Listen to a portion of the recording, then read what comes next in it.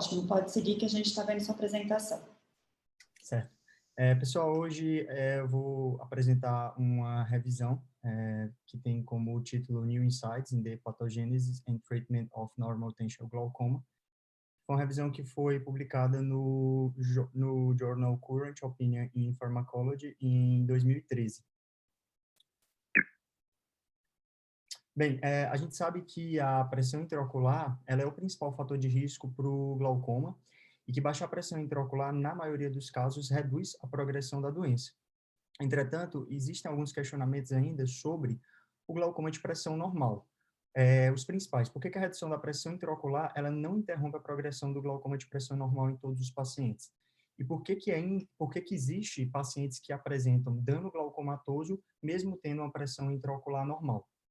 Então, além da pressão intraocular, há outros fatores de risco que estão associados ao dano glaucomatoso, principalmente no glaucoma de pressão normal, como, por exemplo, a redução do fluxo sanguíneo ocular. E essa redução, o que foi percebido ao longo do tempo, é que ela não ocorre somente no olho, mas é um evento sistêmico, onde a gente pode, inclusive, medir no capilar dos leitos ungueais dos dedos. E o artigo, né, ele chama essa síndrome de redução do fluxo sanguíneo ocular de desregulação vascular primária, que eu vou comentar mais para frente. Então, os objetivos aqui dessa revisão na verdade, mostrar quais são os fatores de risco que são importantes na patogênese do glaucoma, do glaucoma de pressão normal e quais são, baseados nesses fatores de risco, os tratamentos aí que podem ser inovadores e quais são os mais recentes e que não dependem somente da redução da pressão intraocular para o glaucoma de pressão normal. Então, ele começa falando, a pressão intraocular elevada é um fator de risco para o glaucoma de pressão normal. A gente sabe que reduzir a pressão intraocular, ela barra a progressão na maioria dos pacientes. E quais são esses fatores de risco que associam-se ao aumento da pressão intraocular? Por que a pressão intraocular ela é elevada nesses pacientes? Então, ele mostra alguns. A idade, o envelhecimento, né, o tabagismo, a dislipidemia, o diabetes mellitus, a hipertensão arterial sistêmica, a obesidade e o sexo masculino. Então, como a gente vê, são todos fatores de risco para a síndrome metabólica. Então, ainda não se sabe por que esses fatores de risco eles estão associados ao aumento da pressão intraocular. Alguns acreditam que o paciente com síndrome metabólica é um paciente que tem isquemia, um paciente isquêmico, como um todo em todos os órgãos, e que essa isquemia ela também ocorre na malha trabecular, danifica a malha trabecular, aumentando a resistência ao escoamento do humor aquoso e aumentaria a pressão intraocular. Só que outros estudos mostram que essas mudanças que ocorrem ao nível molecular na malha trabecular de pacientes com glaucoma têm semelhança com mudanças nas paredes dos vasos dos pacientes com aterosclerose. Então, aí fica o questionamento, mas o que se sabe é que, na verdade, as duas patologias, tanto da malha trabecular quanto da parede arterial, podem ter causas e mecanismos patogênicos semelhantes. Além do aumento da pressão intraocular no glaucoma de pressão normal, outros fatores de risco que estão associados à progressão do dano seria a desregulação vascular primária, o sexo feminino, a raça. Então, os estudos mostram que o glaucoma de pressão normal ele ocorre mais frequentemente no Japão do que na Europa e nos Estados Unidos, e a pressão arterial é mais baixa. Então, para a gente entender sobre esse mecanismo de desregulação vascular primária, ele vai trazer alguns conceitos. Primeiramente, sobre o fluxo sanguíneo ocular. Pacientes com dano glaucomatoso, com neuropatia óptica glaucomatosa, eles apresentam redução do fluxo sanguíneo ocular, tanto nos tecidos oculares, não só na cabeça do nervo óptico, mas na íris, retina, coroide, quanto também nas outras partes do corpo, como eu falei, né? Nos capilares do leito ungueal dos dedos. E que a provável causa dessa redução seria a síndrome da desregulação vascular primária, que já eu vou mencionar um pouquinho melhor sobre ela. Outro conceito importante aqui, para a gente entender, seria sobre a pressão de perfusão ocular. De maneira simplificada, a pressão de perfusão ocular, ela é a diferença entre a pressão arterial e a pressão venosa retiniana, a pressão que está dentro dos vasos da retina. De maneira bem simplificada, essa pressão venosa retiniana, a gente considera igual à pressão intraocular. Isso de maneira bem simplificada. Algumas evidências, elas sugerem que a pressão de perfusão ocular, quando ela está baixa ou quando ela flutua, isso leva ao dano glaucomatoso, principalmente no glaucoma de pressão normal. Bem, mas por que não acontece em todos os pacientes isso? Porque o fluxo sanguíneo ocular, ou seja, a quantidade de sangue que chega na cabeça do nervo óptico, propriamente aqui para a questão do glaucoma, ele não depende somente da pressão de perfusão ocular, ele depende também da resistência local ao fluxo. Então, nem todo paciente, você pegando pela fórmula aqui, nem todo paciente que tem uma pressão alta, uma pressão intraocular alta ou uma pressão arterial baixa, ou seja, que tem uma redução na pressão de perfusão ocular, vai ter um fluxo sanguíneo ocular reduzido. Por quê? Porque também depende da resistência local ao fluxo. Em pacientes normais, ou seja, pacientes que não têm glaucoma, aqui no caso, quando eles utilizam medicamentos que baixam a pressão arterial, também existe uma redução da resistência local ao fluxo, e isso vai manter o fluxo sanguíneo ocular normal. Esses pacientes, eles não desenvolvem neuropatia óptica glaucomatosa. Mas pacientes que têm desregulação vascular primária, quando eles têm uma PA baixa, por exemplo, durante o período noturno, quando o NADI ele é maior do que 20%, que é o que a gente considera, né? Existe uma redução na pressão de perfusão ocular, pela fórmula a gente pode perceber isso, e a resistência local, ele não consegue manipular de maneira a manter o fluxo sanguíneo ocular com a redução da pressão de perfusão ocular. Por isso, eu vou ter uma redução do fluxo sanguíneo ocular, desenvolvendo um dano glaucomatoso. E não é só o fluxo sanguíneo ocular baixo que gera esse dano glaucomatoso, mas também a sua flutuação, a sua instabilidade. Bem, qual é o papel da pressão venosa retiniana? Então, como a gente falou, a pressão de perfusão ocular, de maneira simplificada, ela é a pressão arterial menos a pressão venosa retiniana, que a gente considera que nos pacientes normais ela seja igual à pressão intraocular. Só que alguns estudos já sugerem que essa pressão venosa retiniana ela é maior do que a própria pressão intraocular em pacientes que têm glaucoma. E isso levaria a uma redução maior da pressão de perfusão ocular, levando a um consequente dano glaucomatoso. E como é que a gente pode medir na prática essa pressão de perfusão, essa pressão venosa retiniana? Através de um equipamento chamado oftalmodinamômetro. Isso aqui é uma foto da internet, não é do artigo, mas ele explica que, o próprio artigo explica, que a pressão venosa retiniana ela é igual à força oftalmodinamométrica, que é a força, quando eu coloco uma lente de 3, quando eu coloco esse equipamento, que é o oftalmodinamômetro, que é semelhante a uma lente de 3 espelhos, eu estou observando os vasos da retina. Eu aplico uma força até ocorrer o aparecimento de uma pulsação venosa. Quando ocorre o aparecimento da pulsação venosa, eu tenho essa força. E aí você soma essa força que dá aqui no aparelho com a pressão intraocular. Com isso, a gente vai ter a medida da pressão venosa retiniana. Seria a pressão intraocular, mas a força necessária para induzir uma pulsação venosa retiniana. Então, seria basicamente assim que a gente faria a medida. Bem, e o que é a síndrome da desregulação vascular primária? Então, os indivíduos com essa síndrome, eles tendem a responder de maneira diferente a vários estímulos, como, por exemplo, ao frio. E entre essas respostas, eles tendem a fazer uma vasoconstrição. Então, o artigo ele até traz o seguinte, que paciente normal, paciente que não tem a síndrome, quando eles sentem frio, eles produzem calor. Esses pacientes com desregulação vascular primária, eles não produzem uma quantidade suficiente de calor. E o que é que eles fazem? Eles fazem uma vasoconstrição para evitar a perda de calor. E essa vasoconstrição ocorre tanto nos vasos da pele, quanto também no olho.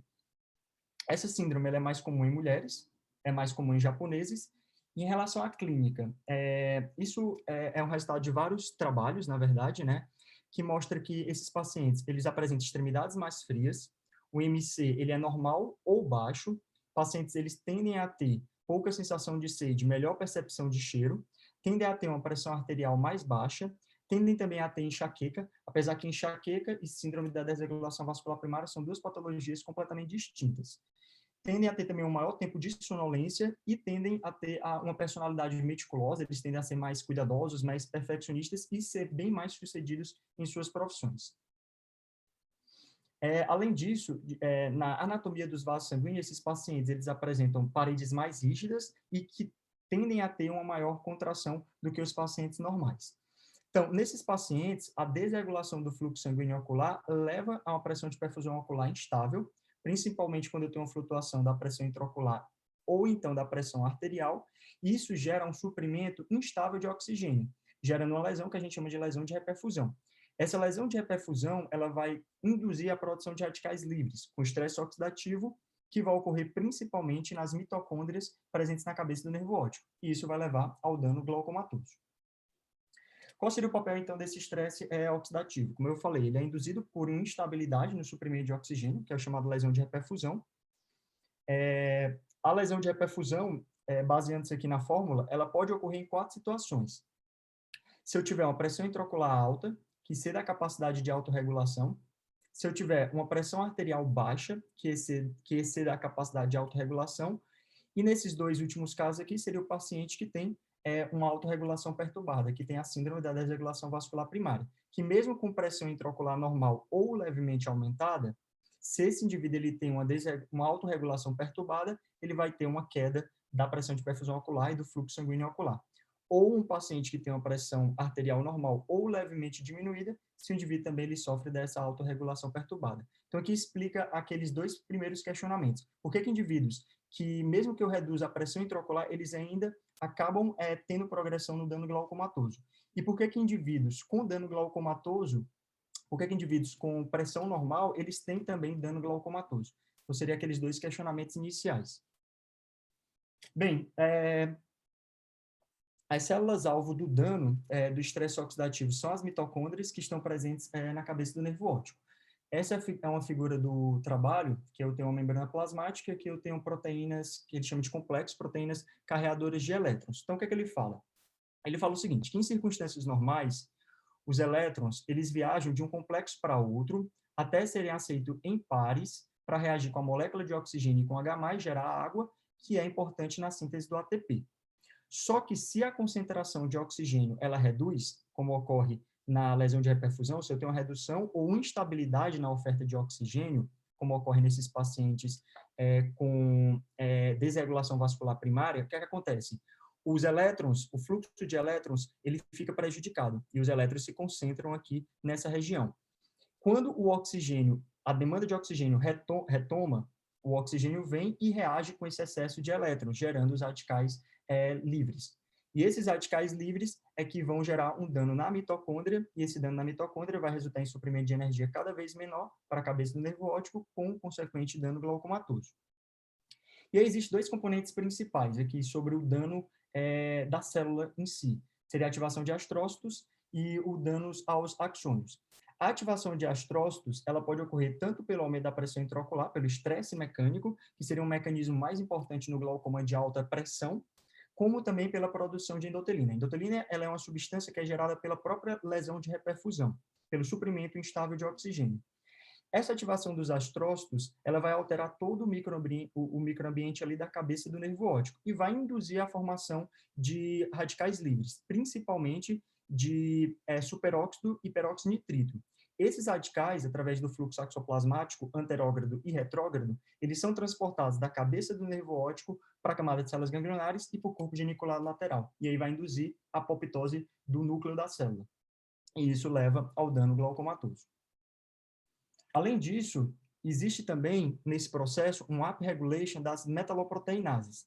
Essas metaloproteinases, elas remodelam a matriz extracelular na cabeça do nervo óptico, e esse remodelamento induz vasoconstrição e quebra da barreira hematoencefálica, predispondo a hemorragias de disco óptico, que são, inclusive, mais comuns no glaucoma de pressão normal. Então, baseando todo esse mecanismo que a gente mencionou aqui, que o artigo trouxe, a gente sabe que reduzir a pressão intraocular reduz a progressão do glaucoma de pressão normal, mas alguns pacientes progridem. Então, há necessidade de novos tratamentos. Então, pensando todo nesse mecanismo, quais seriam esses tratamentos? Primeiramente, modificar a pressão arterial para evitar a queda noturna. Então, identificar quais são aqueles pacientes que fazem um nadir muito acentuado à noite, né, que é o overdipper, e aí atuar, né, na modificação da pressão arterial para eles não progredirem. Melhorar a regulação vascular local. Então, se você suspeita que o paciente ele tem essa síndrome da desregulação vascular primária, então, algumas terapias que essa revisão traz, né, baseado nos artigos, seria o uso de inibidores da andrase carbônica tópicos, bloqueadores dos canais de cálcio e magnésio, que podem melhorar essa regulação do fluxo sanguíneo local. E reduzir o estresse oxidativo que ocorre nas mitocôndrias, que aí seria através, né, do ginkgo biloba. Então, são algumas das terapias que, na verdade, o artigo, a revisão juntou vários trabalhos, né, que mostrava aí ter um certo efeito. Em relação à conclusão, o glaucoma, ele é uma doença que não está associada somente à pressão intraocular, ou seja, existem fatores de risco que não dependem da pressão intraocular, entre eles a desregulação do fluxo sanguíneo ocular e o próprio estresse oxidativo, que, na verdade, fazem parte do mesmo mecanismo fisiopatogênico. e que a elucidação desses e de outros fatores de risco, independentes da pressão intraocular, eles trazem uma nova era terapêutica, para justamente a gente deixar de pensar só em reduzir a pressão intraocular e buscar outras terapias que estão envolvidas no glaucoma de pressão normal. Então é isso, pessoal. Obrigado.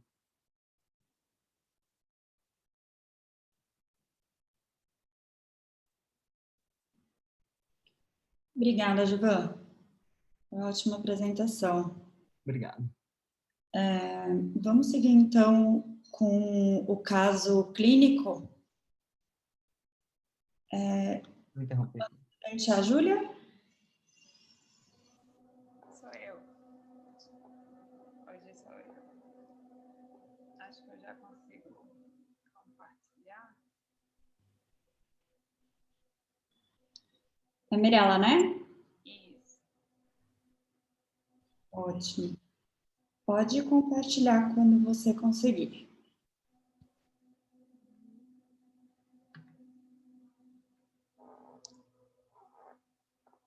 Mirella, fica à vontade. Bom dia a todos. Meu nome é Mirella, sou residente do 2º ano do serviço. Mirella, Oi, tá. mais alto só, tá bom? Oi? Eu acho que o microfone está um pouco longe. Tá melhor agora? Melhor. Pode seguir. Eu vou apresentar um caso clínico para discussão de hipótese diagnóstica. Então, o caso é sobre uma criança de 12 anos, do sexo masculino, que tem uma história de escavação grande no olho esquerdo. De antecedentes, ela tem um glaucoma congênito no olho direito, e daí ela é acompanhada no nosso serviço desde a infância, e nesse olho ela já foi submetida tanto a 2 implantes de tubo de drenagem, quanto a 2 ciclofotocoagulações. Atualmente ela trata um olho cego doloroso com dexametasona e atropina. No exame físico, a acuidade visual dela é sem percepção luminosa no olho direito e 20/20 no olho esquerdo. A biomicroscopia eu vou mostrar fotos. A pressão intraocular do olho direito hipotônica, do olho esquerdo de 18. A gonioscopia é impossível, vou mostrar as fotos e vocês vão perceber o porquê. Do olho direito, a fundoscopia da mesma forma. E irei mostrar as fotos da gônia e da fundoscopia do olho esquerdo. Daí, nessa criança, a gente tem uma paquimetria de 606 micrômetros no direito, 610 micrômetros no esquerdo. Aqui a gente tem a foto da biomicroscopia anterior do olho direito. É uma conjuntiva com hiperemia de uma cruz. A gente tem uma opacidade corneana, principalmente na região de fenda nasal e na região temporal superior. Essa região de fenda característica de uma ceratopatia em faixa. Uma catarata branca. Nessa foto é difícil avaliar detalhes da câmera anterior, mas era formada.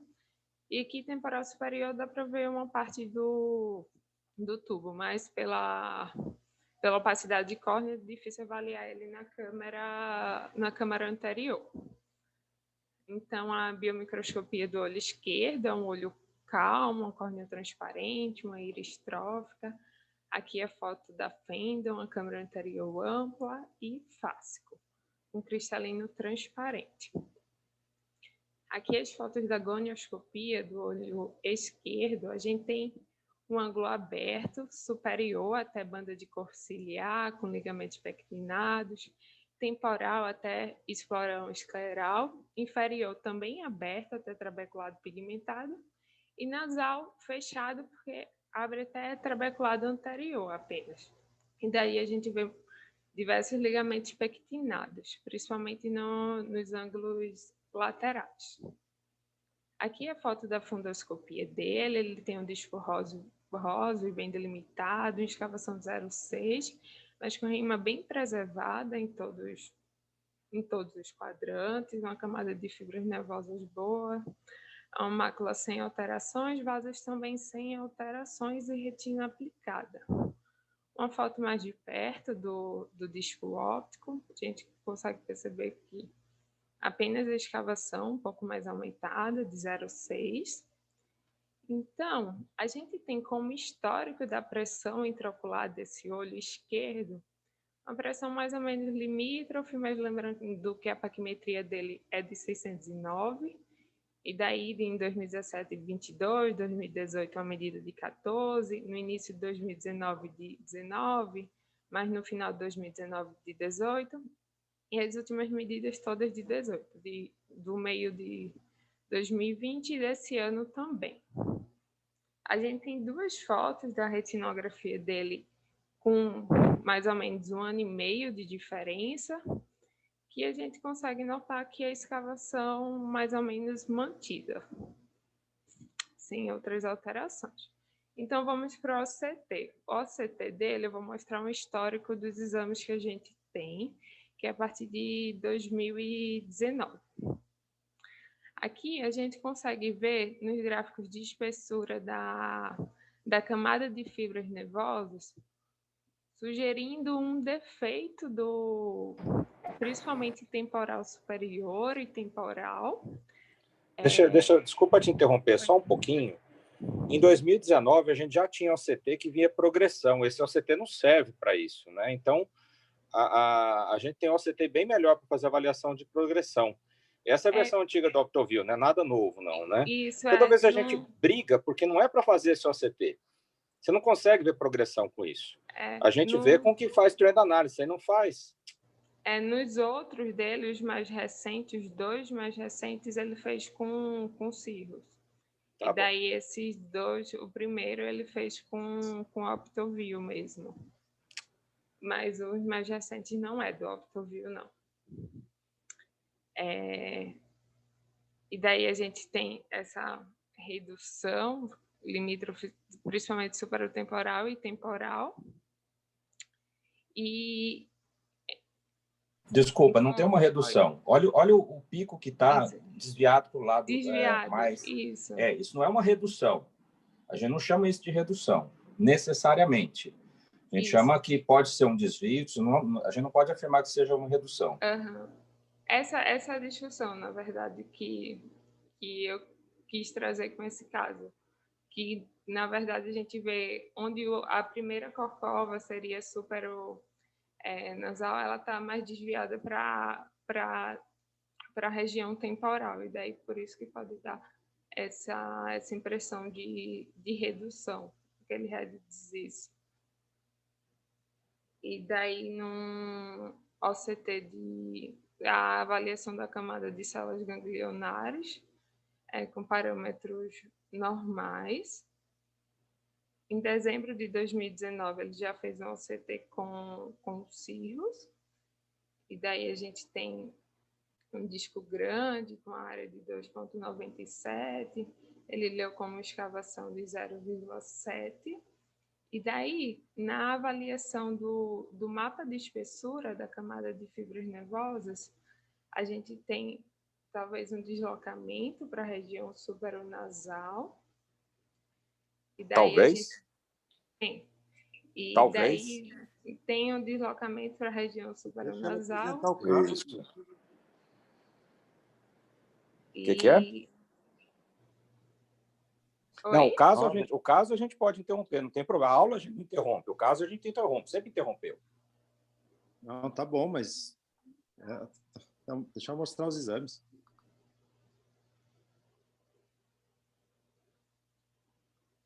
E daí a gente tem um aumento um deslocamento da espessura que seria superotemporal para a região superonasal. E daí, quando faz a leitura no gráfico de espessura em pizza da espessura da camada de fibras nervosas, a leitura do exame como uma redução temporal superior.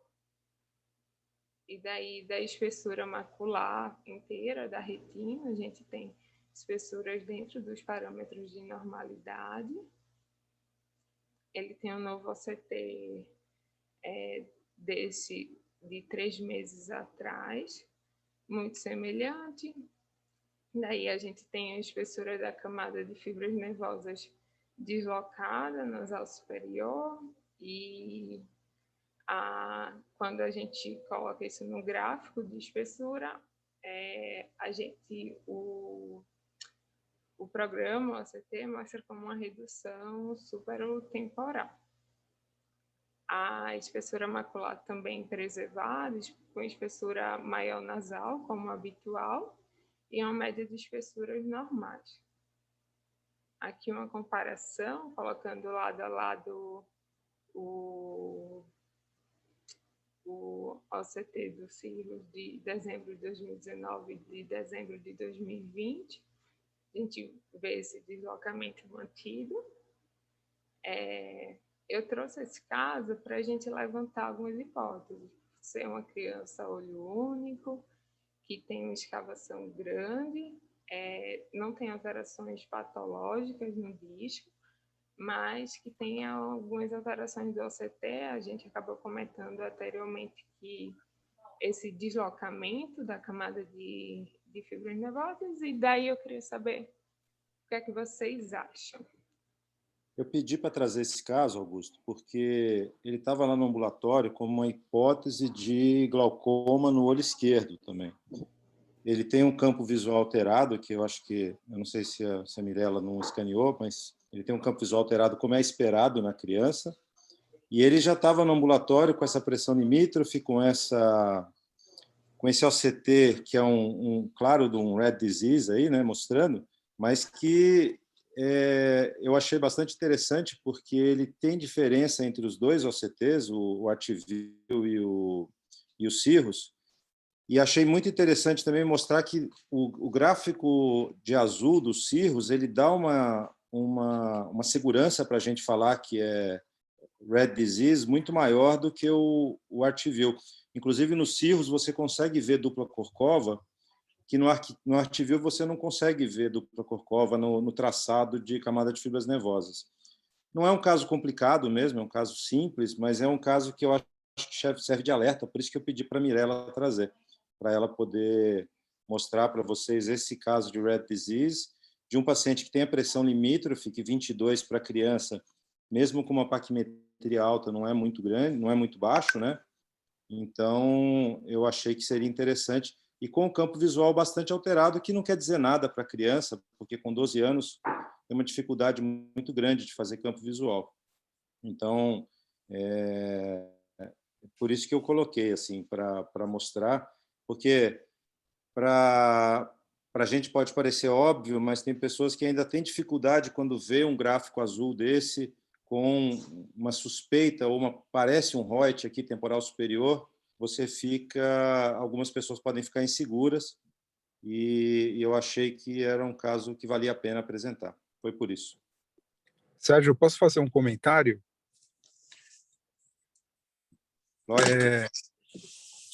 Não, esse caso bem bacana, muito, muito interessante, e principalmente porque a criança já perdeu um olho por glaucoma, o outro olho tem pressão acima, um pouco acima do normal, mas provavelmente a espessura da córnea deve estar influenciando, mas o que é importante é assim, numa situação como essa, a gente tem que ter um pouco de cuidado. A primeira coisa é o que foi comentado antes.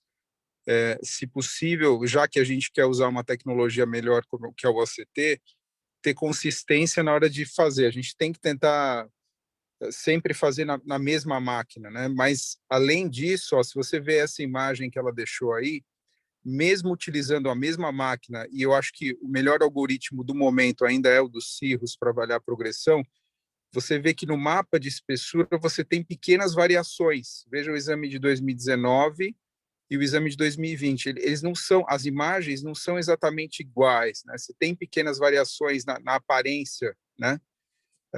E isso interfere na forma como você interpreta a imagem, porque se você tiver alguma diferença na qualidade, ou mesmo que o índice de qualidade seja igual, seja considerado normal, e você tiver alguma variação na forma como apresenta essa imagem, você vai também ter dificuldades na interpretação de progressão. Então, provavelmente, a gente vai precisar de mais imagens para definir se está mudando, né? Então, tem algumas sugestões na literatura falando que, no mínimo, 2 por ano.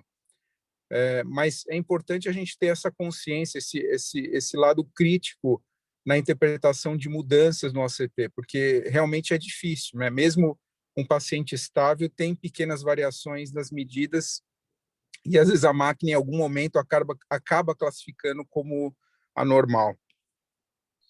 Não, eu acho também, mas o interessante desse caso, se você olhar também, é que a criança tem uma enciclotorção no olho, e eu pedi para a Mirella fez um composite lá no começo, e ela tem a mácula deslocada em relação ao centro do nervo óptico, e faz com que todo o polo posterior dela rode de maneira anti-horária, aí, né? E provavelmente isso também influenciou naquele padrão de camada de fibras nervosas que é totalmente diferente do banco de dados do aparelho. Então, nesse sentido, eu achei também que é uma coisa que a retinografia ajudou bastante a você entender que aquilo pode ser um red disease também. Também é outra coisa que eu pedi para trazer esse caso, foi por causa disso. Sérgio, ótimo que você trouxe o caso para discussão, bem interessante realmente. Mirella, pela apresentação, né, das imagens. E se você também nas imagens do... Seu som está cortando, Roberto, não está dando para ouvir, cara. Oi? Estão me ouvindo? Cortado, não dá para ouvir. Mais ou menos. Alô? Estão me escutando? Foi, agora sim. Desculpa, Luiz, talvez eu tenha te interrompido, mas era só para fazer um último comentário. Nas duas últimas imagens, nas imagens dos cirros, o tamanho do disco também fica bem diferente. É só para destacar isso. Não só o padrão da camada de fibras, mas o padrão do disco. Olhem para a imagem do disco em cinza, olha como ela é diferente nos dois exames. Sem dúvida. O HRT fazia uma coisa que faz sentido, que era você colher 3 exames iniciais para servir de baseline para poder comparar. Aí isso daí tem sido discutido também para o OCT e muita gente defende que se faça como se fosse um baseline que diminui o ruído. Isso que o Vessante está falando é ruído que tem. Se você for medir de todo mundo, você vai ter pequenas variações. Essas variações, por isso que uma trend analysis vai mostrar se isso daí é significante ou não. O problema é que, assim, essa criança tem 12 anos, né? Daqui, quando tiver 22 anos, não vai ser só CT. Então, o mais importante, e às vezes até dá para a criança, ou até de forma eletrônica e tudo, e guardar com muito cuidado, é retinografia. Vai ser uma eterna suspeita, não dá nunca para... Por mais... Se fosse um adulto com isso daqui que chega direto no consultório, você não consegue falar, não, fica tranquilo que não tem que fazer nada, mas você está muito mais tranquilo. Agora, com o histórico do olho contralateral, ser criança, pressão limítrofe, aí a gente fica... Mas eu acho que não vai ter nada. Eu acho que vai ser um acompanhamento por excesso de zelo, mas é um acompanhamento compulsório. Eu gosto dessa ideia que a gente não faz de copiar um pouco o que se fazia com a HRT, que era ter mais informações no baseline para não ter confusão. Eu já tive baseline que só o baseline era meio confuso, o resto estava ok. Então, eu perdi a oportunidade do primeiro exame, que foi mal feito na primeira vez. Eu acho que aqui também a retinografia... É engraçado porque a retinografia de criança, a escavação aumenta, né, com o crescimento. Olhando a retinografia dele de 2019 para 2020, pode ser por questão de que está mais estourada de 2020, mas gera dúvida, né? Você olha assim, a impressão que dá é que a de 2020 tem uma escavação um pouco maior que a de 2019. Provavelmente isso é problema de captação de imagem e tudo mais, mas eu acho que o ACT ajuda bastante se você souber interpretar, né? Se você não... E esse negócio que o Augusto falou e que o Vessani falaram, realmente o nervo óptico está muito diferente de um exame para o outro. A criança tem mais dificuldade de ficar quieta também, a qualidade do exame é menor, é mais difícil. Então, é um caso fácil, mas é um caso que tem uns detalhes aí, que eu acho que dá para aprender alguma coisa com ele. Você vê que o olho de 2019 está bem mais rodado do que o olho de 2020, né? É o vaso lá, né? Eu acho que esse tipo de caso era super importante mesmo, porque é o caso que chega no consultório. A gente tem um viés de ser um serviço que atende muito glaucoma muito grave. E esse caso é muito mais frequente, esses casos suspeitos são muito mais frequentes que os glaucomas secundários ao de silicone que a gente tem no consultório, no ambulatório. Ontem veio uma criança com uma conjuntivite alérgica super importante, com panos, com fosseta, usando tacrolimus, e com suspeita de glaucoma corticogênico. No exame, era quase impossível se fazer uma tonometria de Goldman, porque ela tinha um blefaroespasmo importante. Com tonometria de Goldman, a pressão era 20 e tantos. Com iCare, era 10. Porque com iCare eu conseguia não encostar na pálpebra dela e numa pequena fendinha medir a pressão. A fundoscopia era completamente normal. Então, assim, isso daí às vezes, a pressão medida na criança, ela está hiperestimada por conta dessas coisas. Criança de 12 anos, às vezes é mais difícil medir. Não sei se é o caso, mas a gente tem que tomar um pouquinho de cuidado. Agora, eu concordo com a suspeição e vai ter que sempre ser seguida dessa forma, com OCT de melhor qualidade. Enquanto tiver os cirros, fazer nos cirros. Quando tiver uma coisa melhor, mudar para uma coisa melhor e retinografar, né? Não dá para simplesmente liberar a criança olho único, né?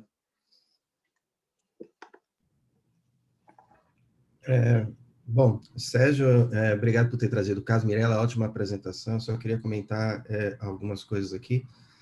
A primeira é que o habitual, quando a gente solicita o ACT no ambulatório, é fazer o CIRO, se nada for falado. Aqui é porque, às vezes, o CIRO apresenta algum defeito, quebra, ou precisa de manutenção, e é feito, naquele momento, outro OCT. A segunda coisa que eu queria comentar é sobre a questão da ciclotorção que o Sérgio está comentando, que possa ter influenciado, realmente pode ter influenciado, mas eu não acho que tenha sido tanto. Mirela, você tem como colocar lá na imagem do OCT lá da Cocova? Então, se a gente for olhar aqui, se a gente fosse somente a ciclotorção, ali no pico inferior ele não estaria posicionado corretamente, ele também andaria, né, no caso, em direção temporal, então moveria tudo isso para lá. Então, eu acho que ela tem uma distribuição mesmo um pouquinho anômala na parte superior-temporal. Um OCT também que poderia ajudar se a gente desconfia que a ciclotorção possa estar influenciando, é um ACT que consegue corrigir isso, a angulação do nevóide com a mácula, que o espectrário consegue fazer isso, talvez trouxesse alguma outra informação para a gente. E fora isso que foi comentado, você está com essa alteração aí no ACT que a gente percebe, você vai lá na retiografia, olha e verifica que não tem nada que a gente diga que seja patológico, que indique que seja glaucoma. Bom, é isso. Ótimo, excelente. Mirela, parabéns. Caso excelente. Obrigada, doutor Sérgio, por ter pensado nessa parte de trazer um caso um pouco mais compatível com a vida real, né? Bom, se não tiver mais nenhuma consideração com o caso, a gente pode seguir para o vídeo, acho que é o Gilvan de novo, né? Eu vou compartilhar a minha tela. Isso, Mirela. Obrigado.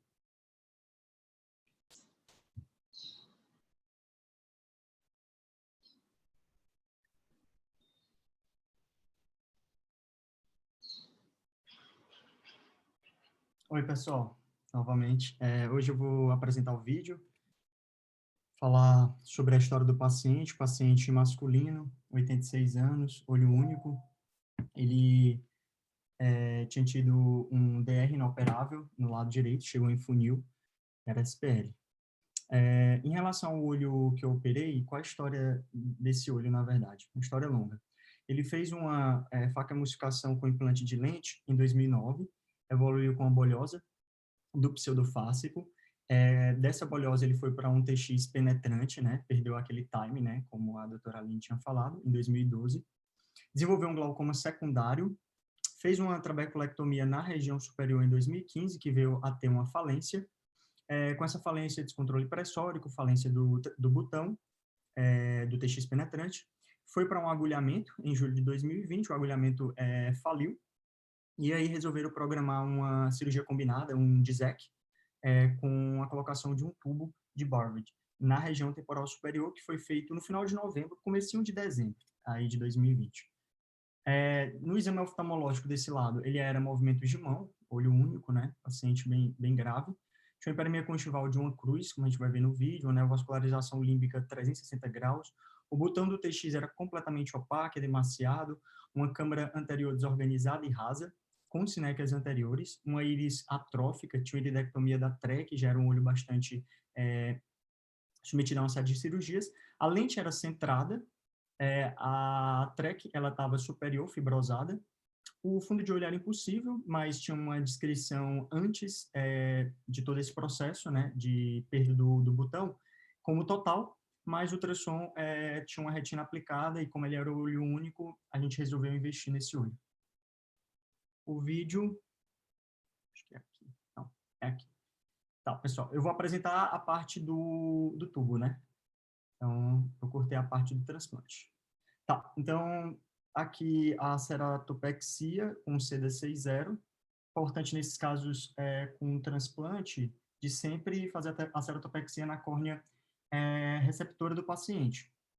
Eu gosto de passar em 2 tempos, fazendo uma peritomia conjuntival, na região aqui temporal superior. Não senti tanta aderência, só aqui mais na região da TREC, que estava fibrosado. Então, para na verdade, pegar o reto superior, teve uma certa dificuldade, então estou tentando dissecar aqui essa região com bastante cuidado para não cortar o músculo. E aqui a gente vê a bolha da TREC completamente fibrosada e evitei essa região para a gente não ter nenhum possível, né, saída no pós-operatório. Isolei o reto superior, que eu acho que era o mais difícil. O reto lateral, ele estava facinho, estava aqui, ó. Tá. Apesar de ser um tubo não valvulado, a gente faz o prime, né, para testar. Faz uma sutura de contenção com Vicryl 7.0, bastante cuidado para não amputar. Vou testar se tem vazamento, não tinha vazamento, então minha sutura estava apropriada. Primeiramente, eu coloquei a primeira asa do tubo embaixo do reto lateral. Vou mais fácil nessa hora. Eu uso uma traumática para levantar a conjuntiva e uma pinça essa aqui é o Matheus me ajudando.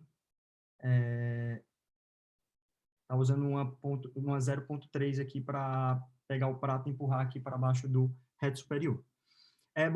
Colocando as 2 asas embaixo, a gente vai ter uma distância adequada, né? Nesse caso, a imagem ficou ficou muito estourada, na verdade, aqui, para fazer a fixação. A gente faz a fixação com CD60. E depois sepulta esse ponto. É um ponto um pouco grosso, né? Então, a gente sepulta para debaixo do orifício do tubo. Fixando o outro orifício do prato. Sempre vendo aqui a agulha por transiluminação. Transparência, desculpa. Certo, fixado o prato, eu fiz uma paracentese. A córnea estava bem ruim, então o pessoal da córnea estava presente na hora e pediram para a gente colocar no suco ciliar, para facilitar a técnica cirúrgica e também evitar um contato, uma nova falência aí do botão da lamela posterior. Então, eu fiz a desepitelização, coloquei um pouco de metil em cima da córnea para melhorar a visualização, entrei com metilcelulose no suco ciliar para ganhar um espaço e facilitar a colocação do tubo no suco. Nesse caso, a gente deixa o bisel voltado para baixo. Fiz uma marcação no compasso de entre 1 e 1,5 milímetro, seria mais ou menos anatomicamente a região ali que eu entraria no suco, e aí a gente vai com a agulha 600 micra azul, com bastante cuidado, e a gente conseguiu alcançar essa região do suco. Então, a gente vê a lente aqui, e aqui a agulha, a íris, e aqui a agulha no suco. E aí, nessa parte aqui final, a gente faz esse pequeno pique aqui para facilitar a entrada do tubo pelo orifício. Vou passando o tubo pelo orifício. Nesse caso, eu não confeccionei o túnel, porque a gente tinha um pericárdio bovino para colocar nesse paciente. Então, eu não confeccionei o túnel e coloquei um pericárdio bovino. Já vai ter a imagem. Esse é um ponto em X que a gente faz sem apertar o ponto, né, para não estrangular aqui. Na verdade, a gente é só mesmo para evitar uma extrusão, uma mobilização aí do tubo, sepulto ele. E aí é o pericárdio bovino. É um trabalho que está sendo desenvolvido com a doutora Cristiane Rolim e com a doutora Luciene da córnea. Ele já estava sendo utilizado na seção de córnea e foi a primeira vez que foi usado no glaucoma. Então, a gente está captando alguns pacientes, quando é tubo primário, para colocar ele. É bem mais fácil de mobilizar do que a esclera, bem mais fino. Ele tem uma espessura de 0,2 milímetros, e aí a medida aqui, que foi estipulada no trabalho, é de 5 milímetros aqui na região do limbo por 7 milímetros aqui para posterior. Aí eu fixo do mesmo jeito que a gente fixa a esclera, né? A gente fixa geralmente só nessa porção aqui mais anterior. E aí sepulta os pontos. Esse ponto aqui ele saiu invertido, então não precisou sepultar.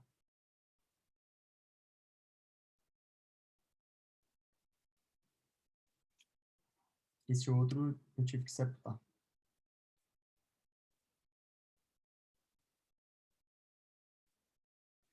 Bem, hidratando um pouco tendo a conjuntiva, né, tirando as aderências para facilitar a sutura da conjuntiva, ele veio com bastante facilidade. E aí eu fiz uma preferência por dar alguns pontos alados, semelhantemente ao da Trek, para aproximar melhor. Então, com nylon 10-0 mesmo, nos 2 vértices aí da minha incisão conjuntival.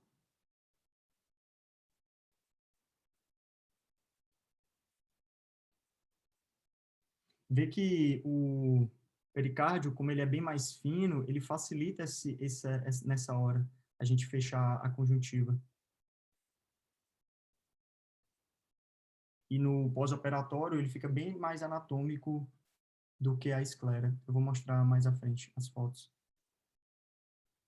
Então, eu dei os 2 alados com o nylon 10-0, sepultei. Aí eu vou dar um U aqui nessa região, semelhante ao da Trek também, só para melhorar, para coaptar melhor.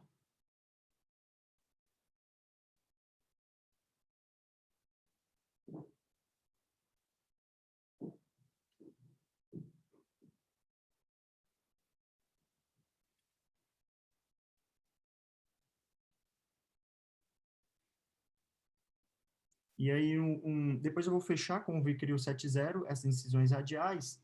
E no caso, como o pessoal da córnea, eles iam entrar depois, eu nem aspirei o metil. Então, eles pediram para deixar a metilcelulose dentro do olho do paciente. Fechando as incisões radiais com o Vicryl 70, dando ponto em enxuleio.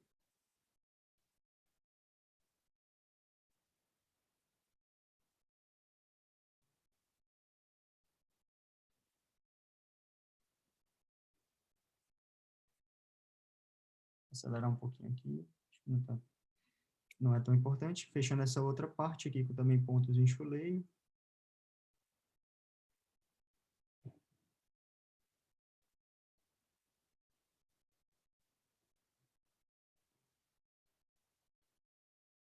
E é isso, pessoal. A parte do glaucoma a gente terminou. E depois o pessoal fez o transplante lamelar posterior. Sobre o pós-operatório. Então, aqui eu tracei, eu estou acompanhando ele desde dezembro, né? Final de novembro, começo de dezembro. Então, está todo o histórico dele. Então, antes da cirurgia com 3 drogas e de amox, ele estava com pressão de 22. No primeiro pós-operatório, a pressão, usando as mesmas medicações, mais os colírios pós-operatórios, estava de 14. No 7º pós-operatório, 16, mantendo a mesma coisa. No 15º, 22. Então, começou a subir. Eu tentei tirar o Diamox aqui nesse momento, o tubo não estava aberto, para ver se ele mantinha uma pressão nesse nível. Para tirar o Diamox, era um paciente mais idoso, que tinha algumas queixas em relação ao Diamox. Mas aí, como subiu, ele era escavação total olho único, eu preferi reintroduzir novamente o Diamox com 3 semanas. Reintroduzi o Diamox, né, aqui com 2 semanas, ele veio com a pressão de 14, e aí no 35º, 5 semanas, a pressão caiu para 4. Então, quando eu olhei o tubo, já estava mais elevado, então provavelmente o Vicryl ele já tinha desintegrado, e eu suspendi o Diamox com 3 drogas, e o Predfort de 6 em 6 estava com a pressão de 6, eu resolvi tirar o travoprosta, e aí estou mantendo ele com o Britens e o Predfort 2 vezes ao dia, né, por causa também do botão da córnea, como é um olho único e é um segundo transplante, o pessoal da córnea vai regredir o prédio forte de uma maneira mais devagar. Por isso que aqui no primeiro PO, geralmente tubo eu não deixo de 2 em 2, mas aí o pessoal da córnea pediu para deixar de 2 em 2 por causa do transplante. E ele está com pressão de 11, bem controlado, o botão ficou muito bom, ó, você vê a transparência, a extremidade do tubo aqui no sulco ciliar, a acuidade visual que era de mm passou para 20/200, com a melhora da transparência da córnea, né, e uma escavação ainda total, né, não mudou nada em relação à escavação. Aqui eu tenho uma foto do pericárdio bovino. Então, a gente vê aqui, ó, que tem o pericárdio, a gente consegue ver aqui o tubo por baixo do pericárdio. Então, fica bem mais anatômico. Achei legal ter colocado o pericárdio. Então, é isso, pessoal. Obrigado.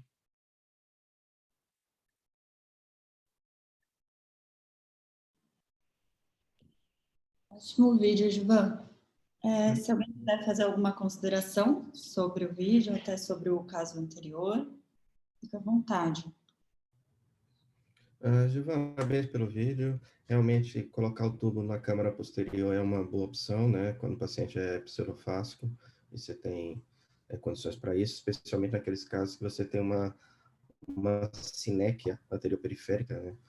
E que a gente sabe que a colocação do tubo na câmara anterior vai ser um pouquinho mais dificultosa, no pós-operatório essas sinéquias tendem a voltar, então você pode aproveitar que está com a sinéquia, não desfazer a sinéquia e colocar o tubo na câmara posterior. A única consideração que eu tenho aqui é que eu acho que esse tubo ficou um pouco longo na câmara posterior, porque ele está aparecendo ali na pupila e o melhor seria que esse tubo não aparecesse aí nessa região da pupila, que isso pode causar desconforto para o paciente visual, só aparecer na hora que dilata, que tem midríase e que a gente consegue ver o tubo. Ao mesmo tempo, aparecendo o tubo ali, a gente tem certeza que ele está desobstruído, né? Então, é só essa consideração que eu faço em relação a essa cirurgia, e parabéns. Obrigado, professor. Bom, excelente, então. Acho que a gente consegue encerrar a reunião, então. Muito obrigada. Obrigado.